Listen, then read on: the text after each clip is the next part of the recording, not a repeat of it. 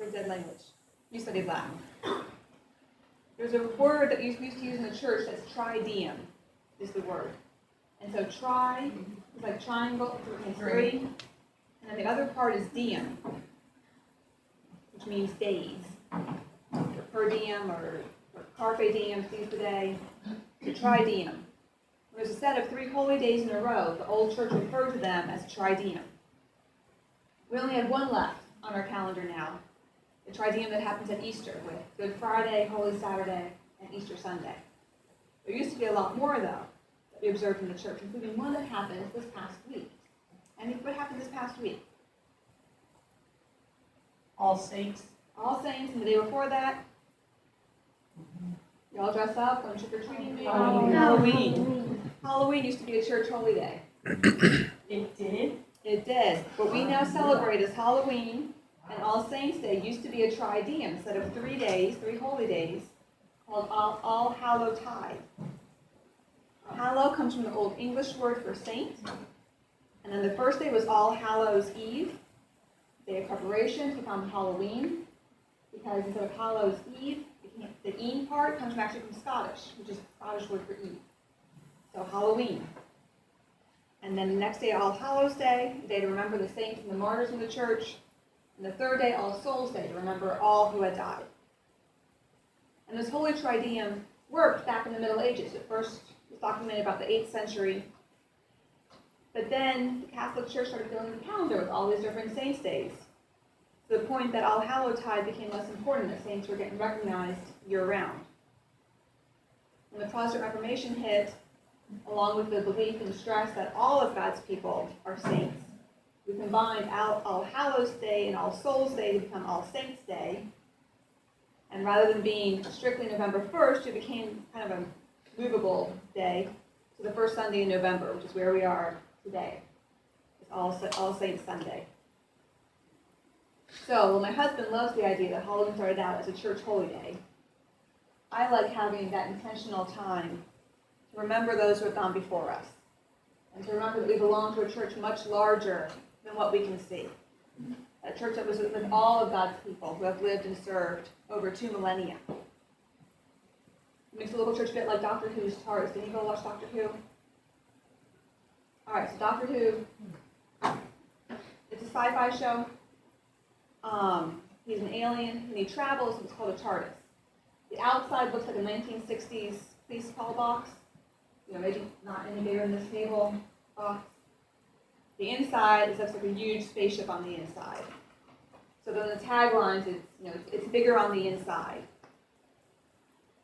Our church, the local church, is a lot bigger than it looks.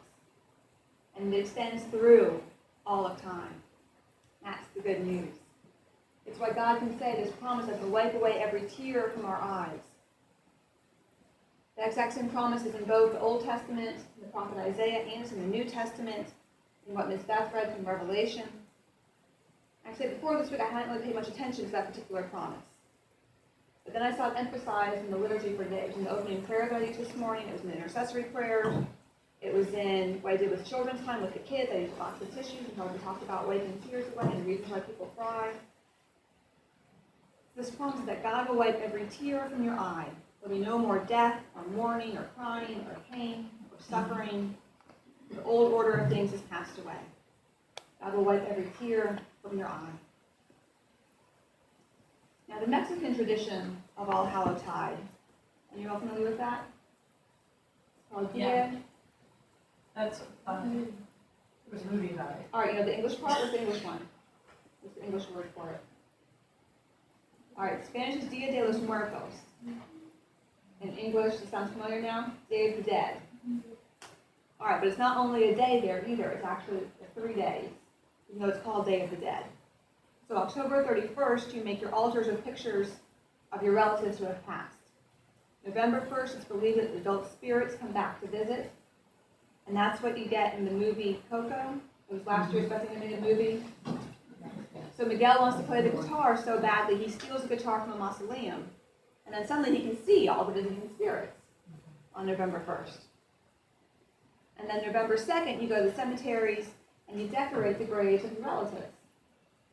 People must have spent a lot more time in cemeteries than we do here. You go every year. There was another animated movie a few years ago, 2014, also loosely based on Day of the Dead, and it was called The Book of Life. Okay. One of the main characters is voiced by the Mexican actor Diego Luna. Diego Luna lost his mother when he was only 2 years old. One of the things he said in interviews with this movie was that celebrating the Day of the Dead every year saved him from many years of therapy, because that holiday let him focus on remembering his mother rather than agonizing over his loss. The Day of the Dead is a formal version of what many of us do around the birthday or the death day of a loved one. We cook their favorite food. I wear my grandma's necklace. I've worn it all week.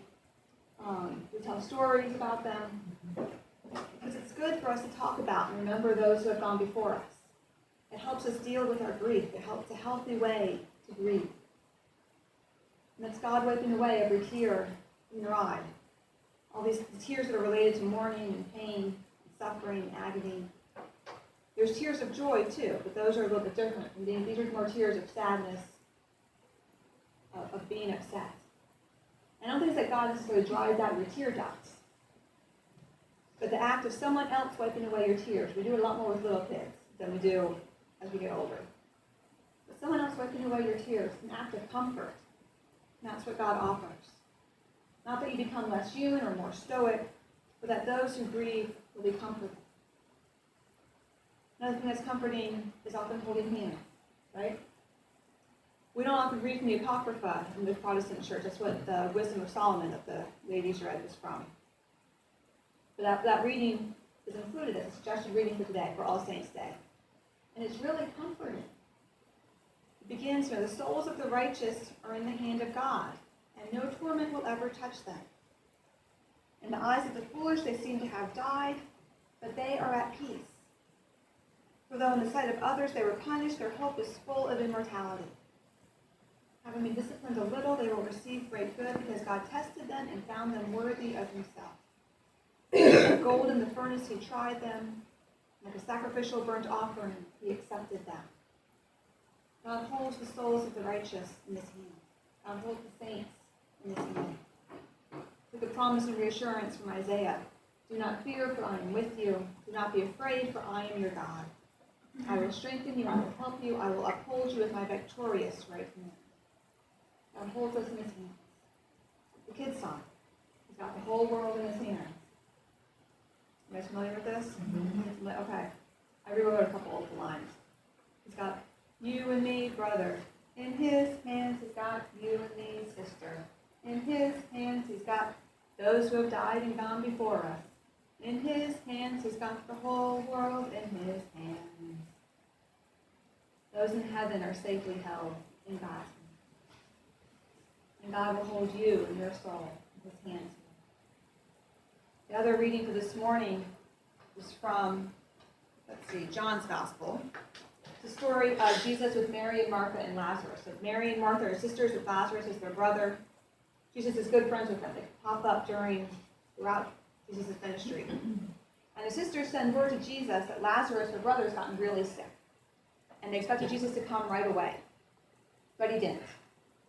One of the times Jesus doesn't answer prayer, how and when we expect him to.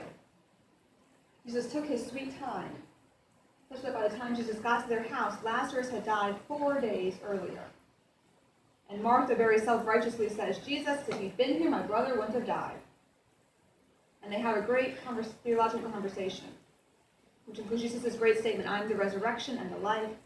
Those who believe in me, even though they die, will live, and everyone who lives and believes in me will never die. And then Martha and Jesus go and find Mary, who says the exact same thing as her sister. Jesus, if you'd gotten here when you were supposed to, my brother wouldn't have died. And Jesus, who will wipe away every tear, cries with Mary. The story says Jesus weeps, he cries with Mary. And then he asks basically to see the body. Where have you buried him? The ever-practical Martha says something to the effect of, Dear Jesus, you can't be serious. Don't you know dead bodies stink? And Jesus says, yes, I know. Trust me. And he calls, Lazarus, come out. And out comes Lazarus. Pretty much mic drop at that point. There's Lazarus, back from the dead. Because God is more powerful even than death. That's the good news for those of us who trust Jesus. Not even death can separate us from God's care. God's always got his people safe in his hands. Paul makes a list of all the different things that cannot keep us from God's love. And at the top of the list is death. This is Romans chapter 8. Paul writes, "For I am convinced that neither death, nor life, nor angels, nor demons, nor the present, nor the future, nor powers, nor height, nor depth, nor anything else in all creation can separate us from the love of God that is in Christ Jesus our Savior." God is more powerful than death. And in Paul's letters to Corinthians, he quotes the Old Testament prophet Hosea. And in Hosea, God says, "I will deliver this people from the power of the grave. I will redeem them from death. Where, O death, are your plagues? Where, O grave, is your destruction?" And then the line in Isaiah, just before the promise to wipe away all tears, says that God will swallow up death forever. So Paul combines both of those in his letter to the Corinthians to say, the saying that is written will come true. Death has been swallowed up in victory. Where, O death, is your victory? Where, O death, is your sting? The sting of death is sin, and the power of sin is the law. But thank God, who gives us the victory through Jesus. All of us, you, me, Ms. Mary, who passed on yesterday, Friday, all of the saints, the great big cloud of witnesses, all those who have gone before us, are all around us. They surround us. We're not in this by ourselves. Church triumphant is with us, whether we remember it or not, whether we recognize it or not.